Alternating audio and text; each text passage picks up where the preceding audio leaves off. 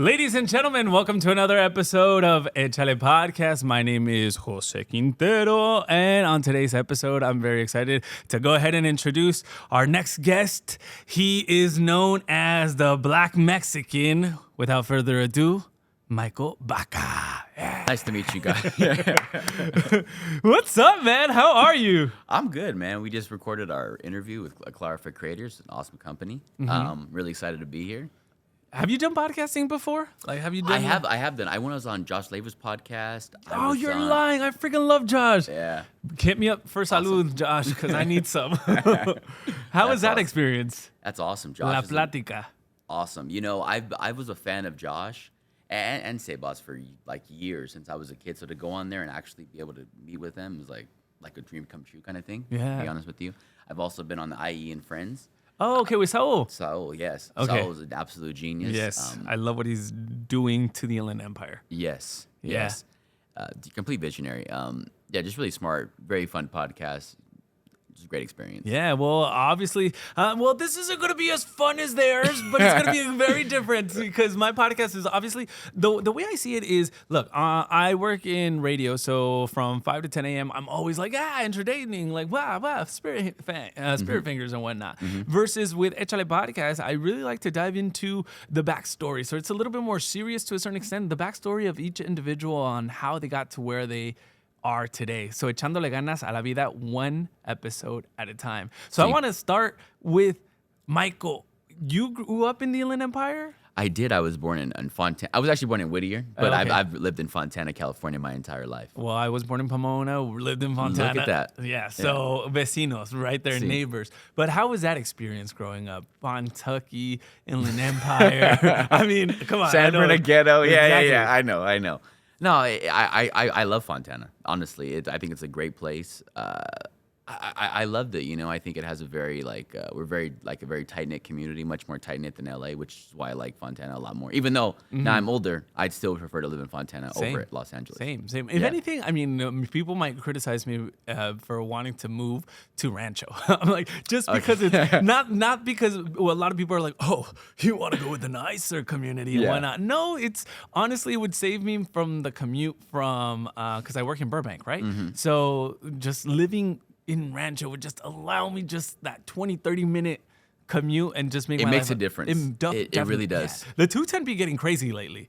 Yes, exactly. And before it was not like that. Before it was like the 210 was this hidden gem, a hidden freeway that hardly anybody used. But now it feels like it's a lot more congested than it And when needs you're to be. driving into LA, man, like that, there's that little stretch of LA just like on the outskirts of LA, and to get into LA is just like it's grueling. Yes. And then to get out of it, Yeah. it's like, oh my, it does make a difference. That 20 minutes is life changing. Do you have family in LA?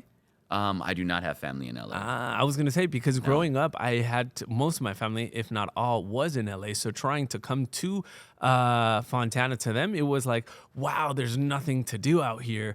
But there's also okay. no traffic, right? Yeah, So like exactly. streets are a lot wider. We can park on the streets and whatnot. But their perception of Fontana was definitely like, oh, it's a desert, which the Inland Empire is a desert. Yeah. But there's, even though we don't have a Trader Joe's nearby or any of this, you know, I love me some Trader Joe's. I like you said, I wouldn't You gotta change go to it Rancho for that. Yeah, I wouldn't change it for the world because it's definitely a tight community.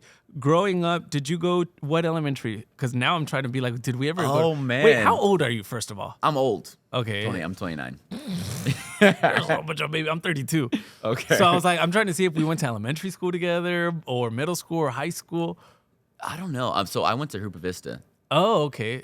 That's the new middle school, right? That's the elementary school Oh, okay. Never mind. in Southridge. Okay. You're Yeah. in that area. You're Exactly. past the 10. Yes. Okay, got you. Are you on the other side of I'm 10? by the Speedway. Well, now I don't know okay. what they're doing. Yeah. Yeah, I was in the Speedway, baby. So I went to Sequoia Middle School. Then I went to Fohi. I went to Poplar, West Randall. So definitely. Oh, yeah. That's on the other side. Yeah, exactly. No Okay, wonder. yeah. So you went to Kaiser. Correct. That makes sense. yeah. Do you remember? Did you play any sports? I did. I played basketball growing up, actually. Really? Yeah, that's actually, yeah. Did you have a chant for like Fohi? Like, you know how people used to chant? I remember. I remember ours. I had that much pride on Fohi. Oh, man. It was like Fohi I don't know. Wait, that was A.B. Miller. Never mind. Yeah, exactly. Yeah. No, we had Never mind. When someone's asked me what high school I went to at this age, I'm just like, it Doesn't really doesn't. It's so too old. Okay, so talk to me growing up, because the Inland Empire, especially Fontana, was predominantly, or still is, very heavily Latino. Same. And on Instagram, you're called the Black Mexican. Was there ever some type of, I don't want to say confusion, but resistance to that duality of yours? You know, and I think this is very popular, not just in Fontana or anything, just like really popular just everywhere, is that people don't really embrace their other culture. So then people just kind of pick a culture. So like people just either say they're black or they're Mexican or they're white or they're Hispanic or they're Asian or they're Mexican or whatever. Very rarely do you get that duality. So growing up, it was just black pretty much. Really? Yeah, I really didn't embrace my Mexican culture until much later. And why is that? You know, just because it just wasn't really popular. No one really did it. I didn't really know any black Mexicans, so I didn't really think it was like a thing. And then everyone else seemed like they just chose, you know. Like to give you an example, like Carlton from like the Fresh Prince of Bel-Air, right? Alfonso Ribeiro, right? Ribeiro is like a Latino name. I'm almost positive there's some Latino in there, but you would never know that. He just doesn't really talk about it. You know what I'm saying? So just things like that. So just no one really did it. Yeah. Did you feel like you had to pick a side sometimes? Like, or did you? Yeah. Obviously, playing basketball, predominantly more African Americans play basketball. Correct. So it was sort of like, ooh, do I want to tell them that I'm also Mexican? And then, was there like, I don't know, some resistance there too? Yeah, you know, I would not say resistance, but it just never really came up, and I was just like, oh, everyone else picks a side, I better pick a side too, right? So I was like, well, I hang out with the black people, they play basketball. You know, they play football, my friends, you know, so I was just like, oh, I guess I'm black. Yeah. I don't know if you ever heard about the Fohai riots. I did. That was a little before my time. But Well, it was middle school. I was in high school. I think I was a sophomore, if not I think I was a sophomore in high school. You were probably in middle school. 06? Yeah. 06. Yeah, okay. So then you were definitely wrong. You were younger. But that whole notion of the Fohai riots was African Americans versus Mexicans. And I do remember that. And I cannot imagine now thinking about it. Obviously, when I was younger, I didn't imagine interracial couples, right? Exactly. Because that's something that I learned a lot later in life. But imagine somebody like you having to kind of like, yo, hold up, where do I stand? Yeah. You know? You know, actually, okay, think back on it. So it never came up in being black and Mexican until it came up, right? Because I remember that time because even in middle school, we were talking like, man, like what if these Mexicans, what if these black guys start like, who am I gonna go with? Like, and it was kind of like when I was already hanging out with the black people already, so I was like, man, I got your back. I got your back, dog. You know what I'm saying? Yeah. So you kind of did have to pick a side, and I didn't have to pick a side until I had to pick a side. Wow. Right, exactly. And then who is black in your family? Your mom or your dad? My mother is black. My mom, your mom. And then so your dad is, do you know from where? Yeah. He's from Guanajuato, a small town called Romita. Romita, was it? Oh, wow. I love Guanajuato. We sometimes have to walk around here because the lights turn off. Sarai, are you there? She's probably in a meeting and we're going to have to walk. So that means we're going to take a little short break while we walk around this room real quick. Oh, you're already setting up. Then I'm just going to keep on talking and you're just going to go walk. But there you go. That's it. The lights turned on and there shall be lights. Welcome to podcasting. I'm not editing any of this out because I love the natural aspect of it. But when your parents went to school, was there ever a confusion from the teachers, from other students, from other... Oh, you know what? I've never talked to my parents about their experience going to high school. No, but like with you, like you know when they had back to school night. Oh yeah, you know? exactly. Yeah, it's sort of like, did they ever question? Wait, is that your dad or is that like, you know? Not that I remember, to be honest with you. Dang. Okay. Yeah, not that I remember. When did you start embracing the Mexican culture? side? Yeah, you know what? When I started going to Taco Tuesday at no, I'm just kidding. I was gonna say, I was like, okay, that's very different. You know. No, it wasn't until after I got out of college, I would say, and I started to become like thinking of the man I want to become and stuff like that. And I started exploring, and it was like, oh, so it's like my side of Mexican. So I started going to Mexico like frequently. Really? And I just fell in love with Mexico. Was that your first time? I mean, as like having a dad from Guanajuato, I'm sure he was super like into his culture. Did you go to Guanajuato often? So my dad is actually very Americanized, to be honest okay. with you. Well, Yeah. Psych. Yeah. So our family is, but he's third generation. Oh, okay. I think he's third generation. Okay. He's not first. Maybe even second. So it wasn't until when I got older, I started exploring, and I was like, man, this is amazing. I want to learn so much about this culture. I want to learn how to dance like them. I want to learn. It's a part of me. You know what I'm saying? The food, the lifestyle. I just loved everything about it. When did you start going to Mexico? You said it right after college, but what was your first destination? Rosarito. I was gonna literally say Rosarito. Yeah. I went to Rosarito one time. I saw a mariachi band. I'm like, I'm super Mexican. Oh my God, you're like, you guys, I got this. Don't worry. Yeah, exactly.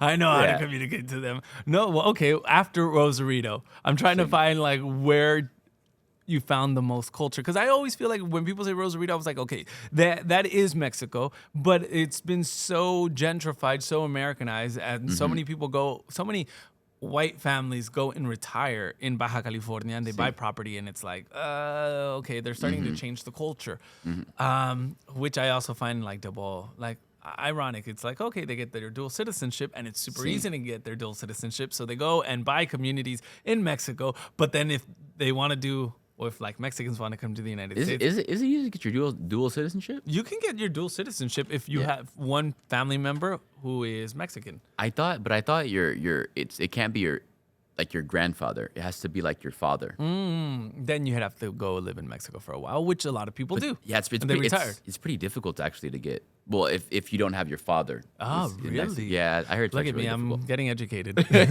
I got my dual citizenship because both parents are from Mexico. Well, it's easy then. Dang, okay. That's awesome. Dang, okay. But where did you go that you fell in love, aside from Rosarito? So it wasn't actually going to Mexico. It was actually just being over here and started going to like jaripeos.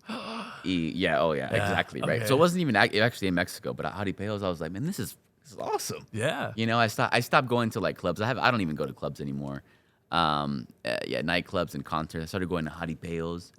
And I just fell in love. I thought this is way better than like anything else I've ever been to. I have to completely agree with you on that. And then just Mexicans are just cool. We just love to party and make an excuse out of Exactly. everything. And they love to make friends, and it's just an amazing culture. It's so funny because people always say like, oh, Cinco de Mayo is not like a Mexican holiday. I'm like, no, but it's a good excuse for us to have a party. Yeah, exactly. So we'll still have the party. Yeah. So Cinco de Mayo is actually a celebration of the Battle of Puebla, in Puebla. So they do celebrate it massively in Puebla, but in all of Mexico, no. Yeah, not exactly. Well, look at you educating. Yeah. So what type of content now do you create?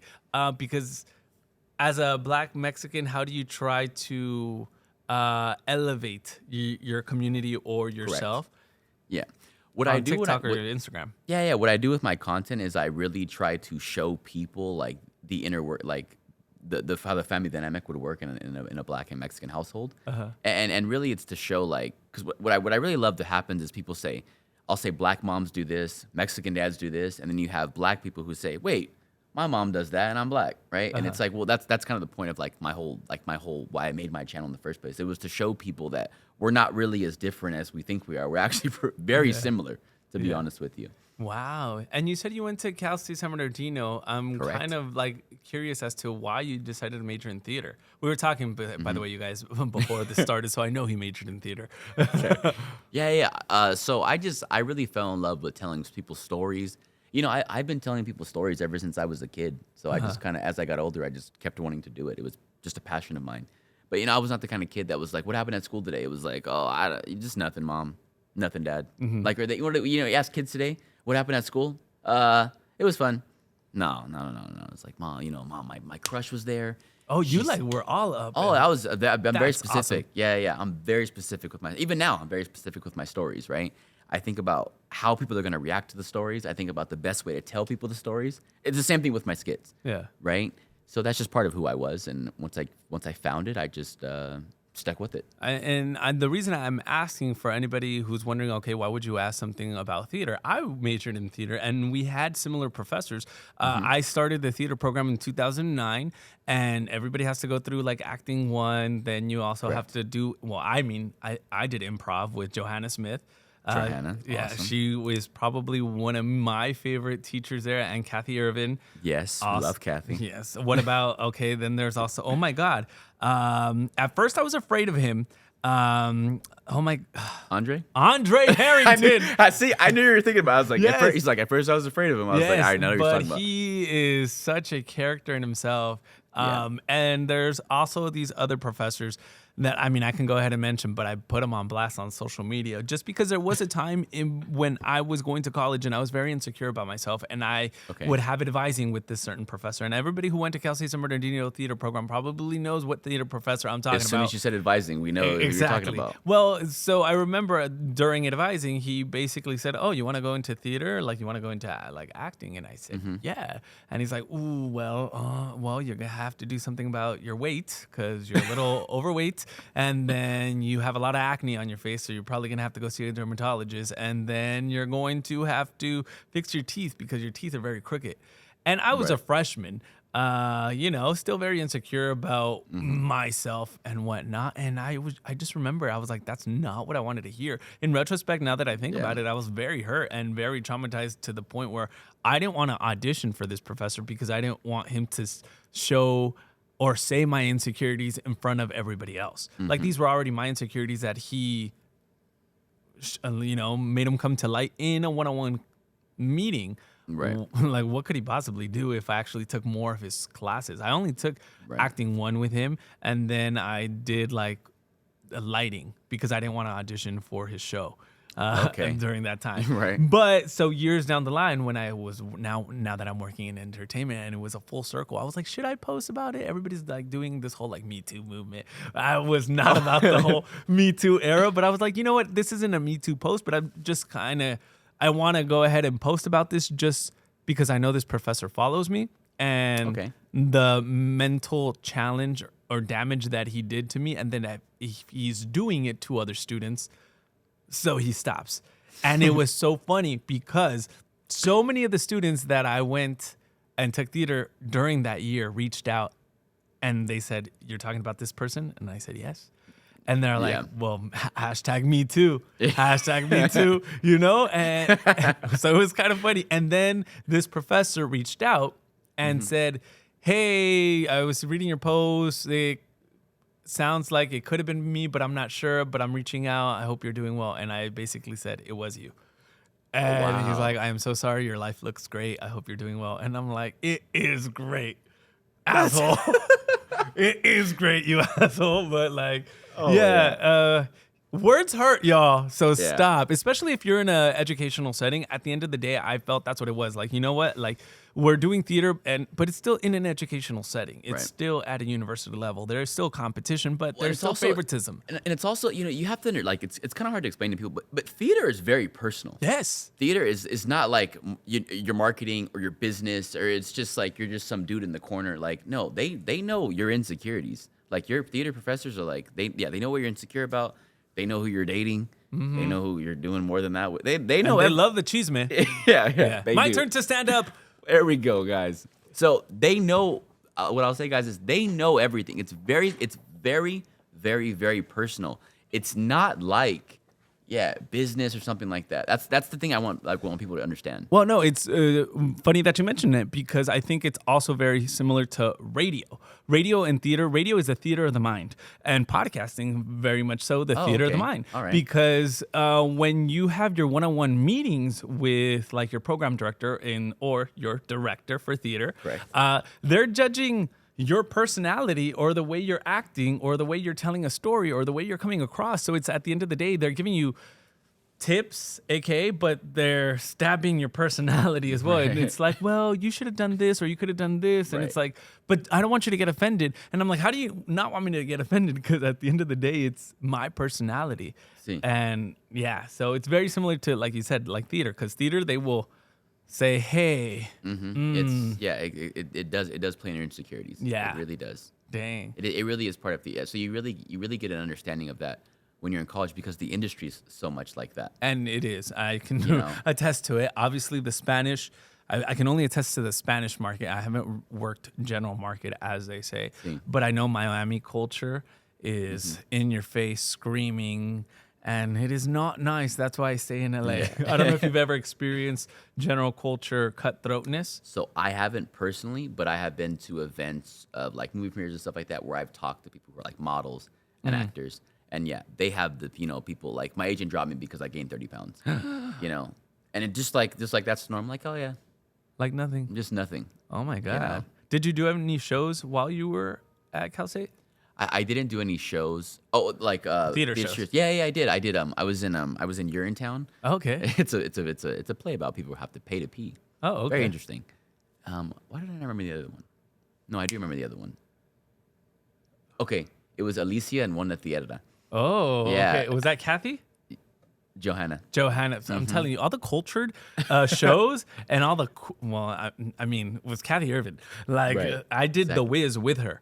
Like, Oh, The Wiz. That would have been an awesome one to do. with Kathy. it was Yeah, amazing. Yeah. I mean, I was a freshman and I got to play one of the Munchkins and whatnot, but I was part of the ensemble. And then as you start, as the years go by, and I'm like, wow, there's the professors who stick to the very traditional, which is great, which is, Shakespeare and whatnot. But the cast is very much Shakespearean looking. Yeah. And then you have Kathy Irvin, who does predominantly like cultured Yeah. shows. And I'm like, I fit in here. Yeah, I fit in exactly. here. So I appreciate that. But then after you graduated, was it hard? Because I didn't end up following through with theater. Correct. What about you? How was that experience? So, I went to a few auditions in LA and I just didn't like it, honestly. The auditioning process. I just didn't like it. I didn't really like the industry going out there and didn't like how the industry was ran, to be honest with you. And I just didn't like it. But I love theater. Yeah. And I love telling stories, right? So come around during COVID, I have my phone and I have a mic and I'm like, well, I like telling stories and I don't really know what else to do. So I was like, I'm going to start. Well, so I started off making workout equipment, workout Okay. videos. Yeah, Right? because I see that you box, right? Right, yeah, I do box. Yeah, it's one of my huge passions. But I started out just doing like lifting weights. I used to be a power lifter also. Oh, okay. Yeah. So I used to, squat like 500 pounds. Oh, I can never. Yeah. The most I could do is like 300. Well, I can't anymore. Oh. But yeah, back in the day, yeah, I was pretty strong. But what do you call it? But I was like, what am I gonna do? So I started just making these videos, but I just liked it.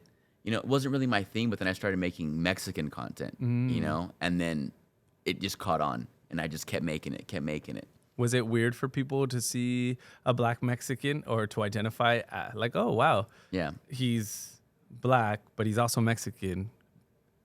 Yeah, definitely. The multicultural space has really grown in the past 5 years, to be honest with you. Now it's not really that rare to see someone who's black and Mexican. You have a whole Blaxican, you have a whole like community on TikTok.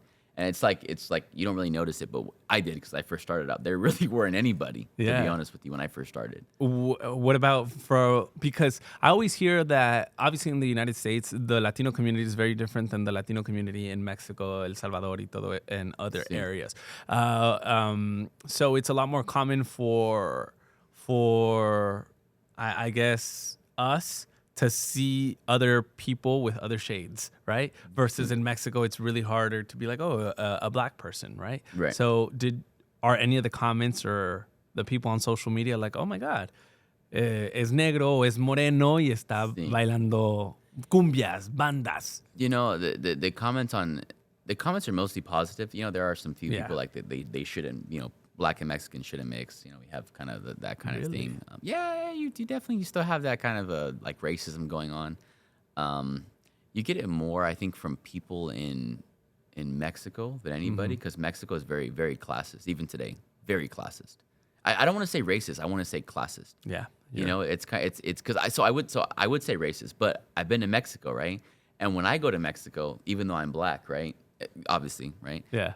People don't treat me like how they treat dark skin Mexicans, Wow. because I'm not a dark skinned Mexican. And you don't have the profile of an indigenous person. Yeah. I speak English, so I'm American, so I'm up here. Wow. I've never thought about it that way. Yeah, Mexico's extremely classist. Yeah. And like I've been to Puebla in Mexico, and Mexico City, maybe because those are the nicer parts, I guess you could say. They're extremely classist over there. What was one of the most shocking things that surprised you about Mexico when you went back? That how they definitely how classist they really classist they are in Mexico. Did you see it? I mean, when you, I don't know, when you went out to a club, Yeah, to dinner, exactly. to, So I was at a club with a person who was dark skinned but Mexican dark. See, even now I'm thinking about, like, it's ridiculous. I didn't even Yeah. think about this until I got there. There's black, but then he was like the Mexican black, and the waiters of there definitely didn't treat him how they treated me when I walked into the club. You know, so yeah, you definitely notice. I feel like when you grow up like Black, Mexican, or African American, you definitely have to dive in a little bit more into the racial aspect of it. And then you notice that it's an American thing, and in Mexico or Latin America, a classist thing. Correct. But in Europe, I don't know if you've like, I see it a lot in comments on Twitter, like, "Oh, I can't believe like you guys are still talking about like the color of your skin in 2024, right?" Versus, I'm sure it happens in Europe and in those countries, but it's like it's just a melting pot out there. Well, I mean, they brought it over here. Well, it's so true. This is very true.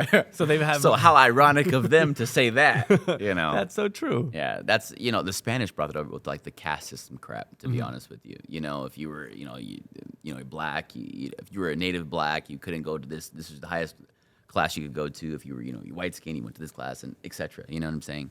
So I just think that's funny for Europeans to say, "Oh, you guys, where'd you guys get that from?" Oh, you. Yeah. Do you feel like you had to learn more about like how to defend yourself when people started asking you or questioning you about your background? Yeah, you know what? Actually, that's one of the biggest reasons why I started learning Spanish, because there's also what I would say, there's a lot of gatekeeping in the Mexican community. It's for here too, right? Because it's like if your Spanish is not perfect, and you post on TikTok about being anything Mexican, it's like, oh, that's not really Mexican. He said hola, not hola. You know what I'm saying? So there is definitely, that's why I wanted to learn Spanish, because I was like, you know what, the haters, actually, I think they're actually right. Yeah. I think I should learn some more Spanish. There is a program called Spanish Sin Pena. I don't know if you've heard about them. No. So it's an organization based in LA. So it's basically reintroducing the culture and the language to people who are second generation or first generation who by X, Y, and Z did not learn Spanish. So a lot of people obviously came in the 80s. There was a big old 70s, 80s, the Bracero movement. But they started not teaching their kids Spanish because, like, hey, I don't want you to get beat. So they didn't teach their kids Spanish. So by the time it got to us, it's like, okay, well, they don't really know Spanish. That's actually why my dad doesn't know Spanish, right? Because if back in the 80s, you wanted to be super American. Yes. To be honest, if you were Mexican, you didn't want to really be Mexican. You wanted to be as American as you possibly could be. Yeah, your accent had to be clear. Your accent had to be neutral. Exactly. And whatnot. But so what Spanish Sin Pena is doing now is they're reintroducing that culture. They have 8-week classes, seminars. They have they have trips to Latin America, whether it be Mexico, Colombia, X, Y, and Z. Spanish Sin Pena. Spanish Sin Pena. So it's basically like Spanish, obviously, Sin Pena, which means without guilt, I guess. Sin Pena? Sin Pena. Yeah, okay. I'm not embarrassed. Okay. Oh, wait, I'm not embarrassed to speak it. So you practice with other people who are not Spanish speakers who are also learning it, so that way you start having conversation and you start getting comfortable with having conversations in Spanish. That way, little by little, you won't have a perfect Spanish, but at least you'd probably know a lot more Spanish than most. Yeah, that's awesome. Yeah, that's the big thing with learning a language, is that people have to understand. You have to speak it in order to actually understand it. So yeah, I would absolutely love to go to LA and learn speak Spanish. And I think they also do it online. So yeah, I mean, I'll pass you their info afterwards. So when you started posting on social media and you realized like theater or auditioning wasn't for you, correct. When did your first video blow up? So my first video that blew up was actually Mexicans can open a bottle with anything. Oh, okay. Right, because like I guess it was so relatable, right? But this actually started a trend on TikTok where people were and like a lot of the big TikTok creators were actually, they followed this trend and were showing you the things that Mexicans can open a bottle with, right? That was a massive thing in 2020, I think it was 2020 or 2021, and so I started that. I'm just saying. Yeah, that was okay. So that was you. Yeah, yeah. No wonder, because I remember I did see it. There was a obviously- wave, right? And then Yeah, it was a 2020, wave. yeah, And I remember I wanted to do it, but I was just like, I feel like everybody's already done everything. Yeah, and people started showing like the craziest videos of like, the tables and the hats and Yes. the computers. What do you feel about content? Like, or how do you feel about content? Do you get like writer's block? Do you get unmotivated? You're like, okay, well, I feel like so many people have already done this type of video or content before. Like, maybe I shouldn't just post it. No, I never really feel like writer's block or anything like that because I always feel like my videos are important. Maybe that's just, I guess, narcissism. Yeah, I don't know. I'm just like, this video is important. Yeah. This is the best video ever. You know what I'm saying? So that's just how I feel about my videos. But no, I've always I change them up a little bit and I just keep making content. I just keep coming. I've never had a point where I just have stopped. Maybe that'll happen one day. I don't know. What would you say is your biggest advice for those wanting to go into social media or having that type of, I'm not motivated to post? Yeah. See, so I'm not motivated to post. That is I would say a personal problem that's got to be worked out. Yeah, definitely. But what you have to do is you have to just start, to be honest with you. If you have a phone and you have a mic, that's all you needed. That's all I had, to be honest with you. And that's all I had to start with. So that's all you need. You have a phone, you have a mic, and you have an idea. Of course, I don't know how to make your videos as good as mine or as good as my favorite TikToker, and that's fine. Of course, you don't know yet. You've never done it, right? And your favorite TikToker didn't know how to do it either, or YouTube or whatever. He didn't know how to do it either when he first started off, but he started. So just get on that path of starting. You know how to push record. You know how to use you know how to turn on the mic. Then just start with that. Damn. And then make the next video better, and then better. That is great advice because so many people are just stuck and they're always in that limbo, like, oh my God, I'm gonna get judged or they're gonna make fun of me and whatnot. Yeah. So they never even get to that next level, and you just never know. And then they're always stuck in the what if. Correct. What I say to people like that is think about this. Like, in life, you're going to be judged. You're going to be made fun of. So just accept that it's going to happen, right? Because if you accept it, then no one can really turn it against you. I think what it is humans we're afraid of the unknown, right? But if you accept it, like this is what's going to happen, and then it happens, it's not really that big of a deal. That's amazing. Really good advice. What would you say has been the most pivotal video that has like redirected you in a new direction? Or, that The one? Mexicans can open a beer bottle with anything. Wow. Yeah, because I was actually making fitness content before that. Okay. Right? And that was like, first off, it was fun, right? I involved my friends in it. And it was just more me, And the fitness content really wasn't me. It was just, I was just doing it because I thought it was going to like take off and stuff like that. But that was like me. Like, this is what I'm doing. So now that you're not doing theater, you're now working for Clara, which is a Latino-owned business that basically helps. Well, you explain it because you actually work for them. So it's a Latino-owned business, right? And it's about helping content creators figure out what to charge brands. So we're more transparent than how other people are, right? It's like a glass door for Latinos. Exactly. Right. So then what happens is with brands is they come to creators and they say, we want 2 videos.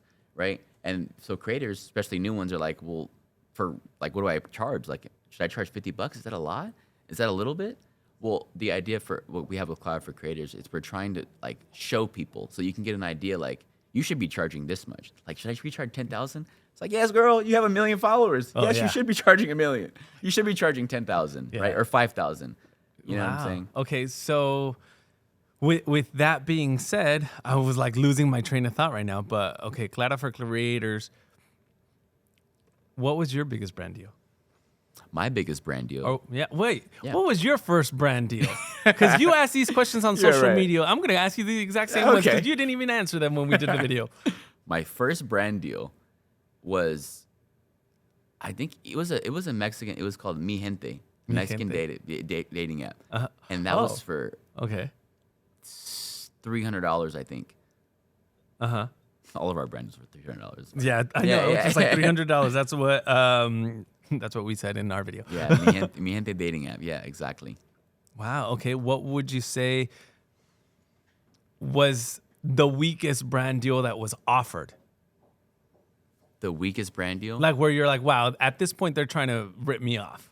Oh, I don't remember exactly what companies, but I get deals. I get offers every day. It's like $50 for a video, and it's like, Well, see, at least they're trying to pay you. I've gotten to the point where in the beginning I used to take like, oh, I'll give you this product, and if you could post on social media, I'm like, Yeah. all right, cool. Now it's gotten to the point, depending on what they want to send me. Like sometimes they'll be like, I'll send you a Ray-Ban. I'm like, yeah, okay, I'll take it, Right. whatever. But now they want to do like, oh, we'll do 10% commission, and I'm like, that's so popular right now. Yeah. I hate it because I'm like, no, pay me now. I don't care about your sales in the Exactly. future because nothing guarantees me that that people are gonna go and actually like your product. Yeah. Right? The TikTok shop. The TikTok shop is going crazy with that commission crap. I've been wanting to try it. Have you tried the TikTok I shop? haven't tried, but people are making some serious money on there. Before it was just the whatever that was. Right. And now the TikTok shop, I'm just like, wait a minute, what the hell is going on? Right. That these creators are actually earning a lot of commission just by showcasing products. But I just still don't know how it works. Yeah, I guess you just showcase the products and you get a commission from said product. If that product does well, I guess you do well also. Yeah. I gotta look into it though because I am seeing some people making some crazy money in there. Yeah, because that's not even brand deals at this point. That's commission off of you doing a video Right. or a TikTok live or et cetera, et cetera. Exactly. So what was the biggest brand deal that you got? I did Peacock TV. I did 2 videos for them, and How did they reach out? Or were you already like popping I on was- I Instagram was- or TikTok? it was I think it was through TikTok and Instagram, and they reached out to my agency, and they and we did 2 videos for $6,000, but then plus my agency's commission plus taxes. Okay, yeah. I was like, taxes. Agencies take away what, like 10, 20? 20%. The industry standard is 20%. Yep. How would you go about for like creators who want an agent, aka myself? What would you suggest that they look out for? Ooh, what to look out for? Yeah, and then where can they find a good agency? Yeah. And do they need to have a certain amount of followers at this point? So it's not a certain amount of followers. I mean, every agency has their own recommendations. But as far as what you need to look out for, well, first off, are they even real? That's a big one. Because Wow. anybody can just honestly just email anybody and say, I'm with this agency. I'll do your brand deals for 20%, and then you're signed to them. They're not even really real, right? You do a collaboration, and we were talking to Matisse, right? And Yeah. she was saying, yeah, they did an agency collaboration. They took 30,000, and like they stole them. Like that's Yeah. crazy. You know what I'm saying? So look up people that have like cred. So talk to other creators. That's why I always ask creators. The number one question I always ask: what agency are you signed to, and how do you like them? Got you. That's awesome. So just ask around, shop around. Ask around, shop around. Correct. And then once you actually find an agency, what should you look out for? Like how much Yeah. they're taking, what they're offering. Should they even like? What if they're just inviting me to events? Do I have to pay them? Not to you never have to. A good agent is never gonna take money from you unless they don't get paid unless you get paid. Okay. It doesn't. You shouldn't even be thinking about paying them unless they're paying you. Gotcha. Right. And if you think about it, right, like an agent is supposed to really believe in you, right? Because if you don't believe in you, like why are you my agent? This is dumb, right? So. And if you really believe in me, you should be like, oh, we're gonna make a bunch of money off this guy, right? And I'm completely fine with that, right? Yeah. So, and the way they make a bunch of money, right, is because we're gonna get him a bunch of money, and I'm gonna give them a bunch of money, right? I Gotcha. can make a bunch of money, you make 20%. 20% of a lot of money still be a lot of money, Yeah. right? Yeah. So, but if that's not the case, yeah, then you would that's not an agency I would go with. Dang. Okay. Are you signed to an agency right now? I'm signed currently to Viral Nation right now. How do you like them? So You're like, I can't talk shit. I love them. Yeah. I'm under contract. You know what I'm saying? So I'm signed to Viral Nation. They've been okay. We've had our ups and downs. But it's just not. It's just like being a rapper and getting signed to a label. I was like, never been a rapper, so Yeah, exactly. but you know how rappers, right? Yeah. They get signed to labels and it's like, oh, that's when you made it, right?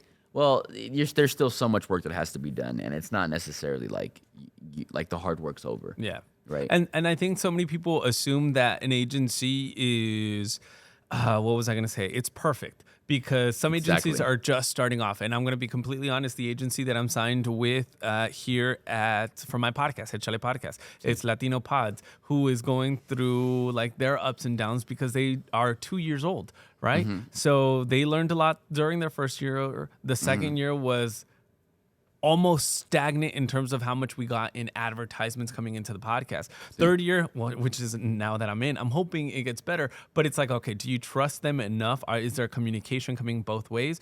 And I think a lot of people forget that it's an evolution within companies. Like you start off not knowing, and then as you start progressing, things start evolving, things start changing, and maybe they're not the right fit for you at that moment, and maybe you're not a right fit for them at that moment. That's another thing too. You know? Also. So that's one thing that I like to look out for. Yeah, one thing I think about too is like the entire industry. To be honest with you, when it comes to agencies, isn't like an agency where you're gonna be like, we've been in business for 100 years. Impossible, because the industry hasn't even been around for 100 years. The industry is what, 10 years old? Yep. You know what I'm saying? So everything's new. And it's evolving. Like now we added TikTok. Now Exactly. we added TikTok shops. Exactly. And there's I mean, I don't know is there any new social media that we don't know about? Like So you wouldn't. I wouldn't know, right? Okay. Okay. This is the big thing, right? So like what happens is social media comes in waves, right? So like right now I hear like Snapchat is like really paying to creators. See, that's exactly what I said, right? Snapchat paying. Exactly. Someone's like, wait, I don't even have the app no more, Yeah. right? But from what I understand from talking with creators, Snapchat is actually the app that's paying the most money right now. Talking with creators. Well, I mean, as a creator yourself, you were in that wave where Facebook was paying or Instagram was paying. And it was like beautiful when you made views. And I mean, I made like I think at most, which was something, $600. But I was talking to other creators that were making like $2,000-$3,000 a month just posting on Instagram. Right. And then they took that off. And I'm like, you're messing with people's money, Instagram. Right. Like that freaking sucks. But then I don't know if you heard back in December that they were going to implement. Yeah. And they never did. Yeah, exactly. You know, like even I think the CEO of Meta, or I don't know. Right. Whatever. They came out and said, we're going to implement it in the next month for holiday pay. You know what? It's funny. It's like when your parents told you you're gonna go to Disneyland. Yeah. We're about to go. Yeah. And you never do. I was just so never pissed went. because I was like, I'm going to start posting a lot more content for the month of December. Right, And exactly. y'all just lied to all those creators. And yeah. Me personally, I never got paid much from Instagram. My best month was like $600. Oh, okay. You know, Same. right? See, I think a lot of people assume that like who maybe not creators that Instagram maybe pays the most because it's the most popular. I don't know if Yeah. people assume that, but they don't. Yeah. Yeah. Facebook. Do you post on Facebook? I post on Facebook. They also pay. I remember the first month, I only posted like 10 videos and whatnot, and I got paid $30. And I was like, wow, I'm going to start posting way Right. more on Facebook. And then I think I posted the exact same amount with a little bit more engagement the following month, and I got paid $2. And I was like, Yeah, I don't really know how how they does your calculate. algorithm work? I have no idea how they calculate. To be honest with you, on that. They're like, we're just going to give him false hopes in the beginning. Right. And just screw him over the second month. Yeah. Yeah. What do you feel about YouTube Shorts? Or are you on YouTube Shorts? Because I I am on sometimes feel YouTube. like I gotta post everywhere. Is there a button where I can just click post all? I wish there was a button you could just post on. Yeah. Yeah. So I'm on YouTube Short, but so YouTube, where the money really comes in with YouTube is for the long form content, right? The shorts really don't pay as much as the long form. That's really where the money comes in. If you're gonna post short form content, from what I understand right now, Snapchat is where it's at. Yeah. Do you feel there's so many people that are in it for the money in terms of like social media versus you're doing it to educate a whole community and to showcase visibility for the Black Mexican community? But do you think a lot of people are doing it for the money and actually making a lot of money? So I think there are some people who are doing it for you. You can tell though. Yeah. To be honest with you, you can tell who's doing it for the money. So when it comes to like the comedy skits, like the podcast, and like I'm trying to think, like lifestyle, education. Typically, those people aren't in it for the money because that's not what you would do if you wanted to make a bunch of money, right? Yeah. I want to make a bunch of money though. There's certain creators that I guess you can call them creators. Yeah. I don't want to put anybody on blast, but there's certain creators that really they just like picture 20,000. Yeah. Picture 20,000. Picture 20,000. oh dear, we must go to fly to London. You know what I'm saying? And that's like $50,000. So these kind of creators, I don't know if they'll be doing it in 10 years. I don't know if there's like a serious passion for it. They're glamorizing that whole lifestyle. Exactly. That I think now there's like classes in college on how to become an influencer. Right, And you're exactly. just like, what? So for those creators, I don't think they have a passion for it as much as like someone like like the Yo Sabo game. Like Yeah. I don't think like I think he actually has a passion for this. You don't really do something like that unless you have a passion. You know what I'm saying? So I think you can see it. Yeah. Speaking of Yosabo, let's pull those cards out and let's play. Let's play. I was waiting to play. I was like, he wants to play, so let's go ahead and play. So we're gonna put a stack work? here. Oh, you don't know how it works? All right, so let me no, show you how it works. So we got this deck of cards from our friends at Yosabo, and I'm gonna put. Let me see. I'm gonna put some of the cards here. And we're each going to draw 3 cards, and we're going to play them versus each other. The words are in English, Okay. and you're going to tell me them in Spanish. Oh, I okay, know? awesome. Or I can tell you them in Spanish, and you tell them to me in English. So the it's other like way, a reverse. the other- Okay, yeah, you yeah. watch. So, ¿cómo se dice See, betray in Spanish? betray. Like, Sin amigo. enemigo? I mean, That's close. traicionar. Traicionar. Traicionar. Traicionar. Yes, Okay. betray. Like, I betrayed you. All right, Okay. so watch. Yeah, I need this game, guys. Oh, I see okay. it. Well, yes. Send it to him. All right. Pull a card next, Okay. because I'm playing against you. Oh, you're gonna kill this. No. Blimp. Blimp. See, Blimp. Like a blimp. I think so. Like the Un blimp. globo. I don't know. Yeah. No sabo. What is it? Digerible. Digeri. Never. Okay, that one. Yeah. Okay. No one Okay. knows that one. No one knows. Who uses digerible? Mira ese digerible. Wait, is that? They don't that's- even know that one in Mexico. Right. Blimp is one of those. Like, Like Goodyear blimp. like what? Like the Goodyear ones. Oh yeah. Yeah, that's I'm one like, I know. mira el digerible. Like, Yeah, look at never. the digerible. No, right? They don't even Okay. know that one in Mexico. All right. To break. To break. Oof. I know arreglar is to fix. ¿Cómo se dice to break? No sé. Como. Romper. That was basic. No Yeah, I've rompas heard- más. All right. Romper. Okay. Romper. Hey, but you're getting there. ¿Cómo se dice cabbage? Cabbage. Oh, my God. My mom likes to feed us cabbage all the time. Repollo. Sí. Yes. Hell yeah. I used to call it red chicken. Red chicken? Yeah, because pollo. Okay. Something like red chicken. That's funny. Challenge. ¿Cómo se Oh, dice challenge? man. These are expert words. I don't make the game. Yo sabo. Let me see. No, it's trainer. No sé. Desafío.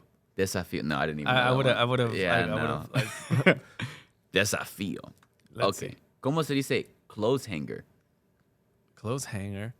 Gancho? Yeah. Oh, really? Yeah. Oh, okay. Where'd you get that word from? Is that popular? Well, yeah, gancho, that's what we got hit with. Okay. Like, where'd you get that word from? I was Yeah, like, it's like, yeah, we no. got hit with clothes hangers.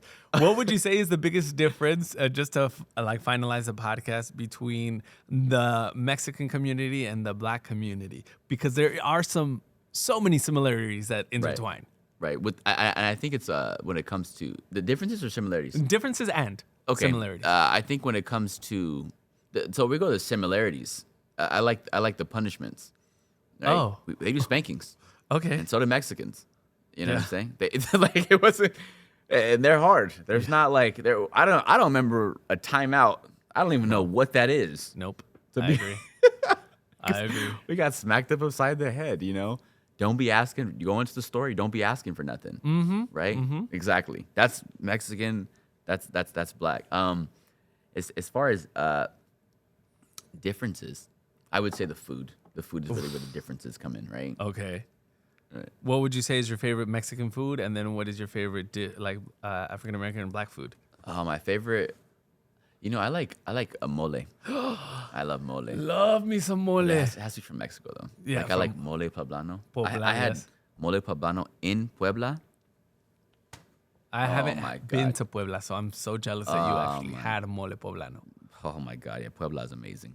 Yeah. And mole poblano, oh yeah. And then for Black, I would say I like that cornbread, like that Southern cornbread. I haven't had that either. Like, How's that possible? I've had cornbread, but I feel like I've had really bad cornbread. Oh, no. But all my friends are like, you gotta try it from XYZ place, and I'm like, Yeah. somebody give me some cornbread. I'll invite grandma over. Yes. I mean, homemade food is probably the best. And finally, what message do you have for everybody who's trying to like make it in life? How do they keep echándole ganas? Echando means like, well, echale ganas, obviously in the Mexican or Latino community is echale, to put in, to leave a paw print. To put in echale, to put in. Yeah, but it's sort of like, keep going. What's the infinitive of the word? Oh, that's a good word. That's a good SAT word, infinitive. It's like the one without the conjugation. Oh, well, echale would be, I guess because this is slang. Is it? Okay. Yeah, All so right. it's slang. So if like, oh yeah, echale ganas, it means like keep going, you got this. Versus echar is to put in. Okay. So that's echar is the infinitive. Yes. Right, Echar, to put in. Echale is more of like a slang, like, oh yeah, echale agua, pour some water. Echale alcohol, pour some alcohol. Like, and then echale, what's the phrase? Echale ganas. Oh, ganas like con ganas, like with like effort. come on ganas. Like what's I think of my like my family, like my tios, like con ganas, güey. Yeah, there you go. Con ganas, güey. Échale ganas. Okay. There you go, like that. Okay. What I would say, guys, is figure out what you want to do, right? And work every single day to get a little closer to your goal. Yeah. Yeah. I love that. And where can people find you? They can find me a lot of places, right? I'm the Blaxican on Facebook. I'm the Black Mexican on YouTube. I am the Black Mexican with 3 N's on Instagram. I'm the Black Mexican with 2 N's on TikTok. It's because somebody took it, huh? Exactly. Hijos de su madre. I swear, like making it. Well, Michael, thank you so much for coming on Echale Podcast. I hope you had fun. I enjoyed this conversation. I had a lot of fun. Thank you, man. so I appreciate much. it. Hasta la próxima on Echale Podcast. Hasta luego.